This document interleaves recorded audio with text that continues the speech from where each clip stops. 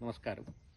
ഈ അടുത്ത സമയത്ത് നമ്മുടെ ISROയുടെ മുൻ ചെയർമാനായിട്ടുള്ള സോമനാഥ് ജി അദ്ദേഹത്തിൻ്റെ ഒരു ഇൻ്റർവ്യൂ കാണാനിടയായി. കുട്ടികളുമായിട്ടുള്ള ഇൻ്റർവ്യൂ ആയിരുന്നു.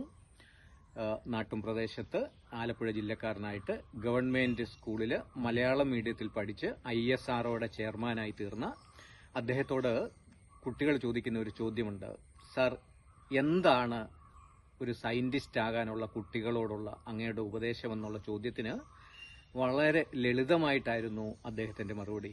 അദ്ദേഹം പറഞ്ഞത്, നിങ്ങൾ പഠിക്കുന്ന സബ്ജക്റ്റ് അത് ഗണിതശാസ്ത്രമോ ഫിസിക്സോ കെമിസ്ട്രിയോ എന്തുമാകട്ടെ, ആ വിഷയത്തിനോട് നിങ്ങൾക്കൊരിഷ്ടമുണ്ടെങ്കിൽ, ആ വിഷയത്തെ നിങ്ങൾ പ്രണയിക്കുന്നുണ്ടെങ്കിൽ, I will guarantee that you can become a scientist.